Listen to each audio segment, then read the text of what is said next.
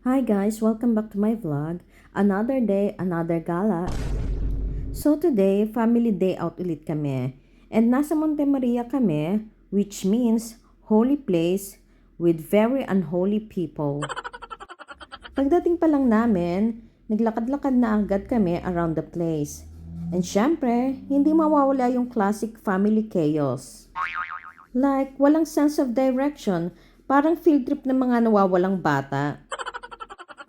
Habang naglalakad kami, sobrang ganda ng paligid. Like peaceful, tahimik, parang ang sarap maging maayos na tao. Pero hindi talaga bagay sa amin. But honestly, Monte Maria is so pretty, like grabe yung view, yung nature, yung calmness. Parang gusto mo maging deep, reflective, life-changing person.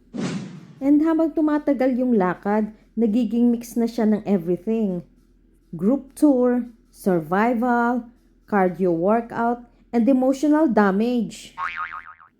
Pero weirdly, kahit ganon, ang sarap ng feeling. Kasi kahit ang gulo namin, kahit ang ingay, kahit walang direksyon, nandun pa rin kami, sabay-sabay.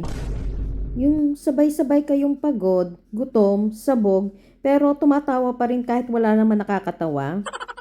So after ikot-ikot, pumunta kami sa chapel. Okay, we're entering the chapel. So basically, behave mode on. Charot. Sana kayanin.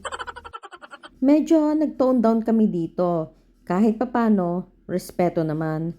Tahimik, calm, for like 5 seconds.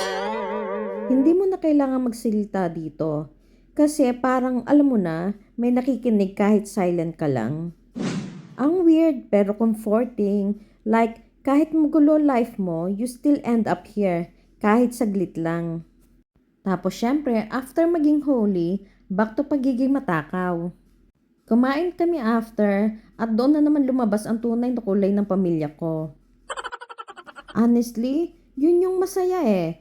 Yung simpleng pagkain, pero ang ingay, ang daming tawa, kahit walang sense yung pinag-uusapan. Then after that, umakyat kami sa statue. Yung view, sobrang ganda. Parang alit ng mundo, tapos ikaw andun lang, nakatayo, nagmumuni-muni. Sa totoo lang, hindi naman laging ganito. Hindi laging kompleto, hindi laging may time, hindi laging okay. Pero at this moment, masaya kami. Kahit maingay, kahit magulo, kahit ang daming reklamo, nandito kami, magkakasama. And we don't really say it loud, pero ramdam na ramdam mo ang pagmamahal ng isa't isa. Ito yung mga taong kahit nakakairita minsan, sila pa rin yung uuwian mo. Sila pa rin yung gusto mong makasama. We're all standing here acting chill and spiritual, pero I know deep inside, ang iniisip namin, saan tayo kakain next?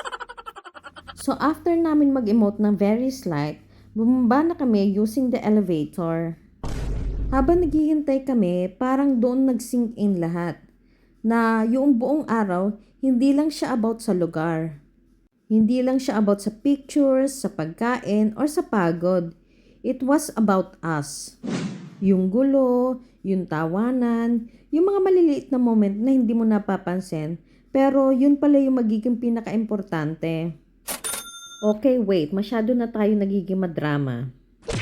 Eto na nga, uuwi na nga kami at kami ay ngarag na.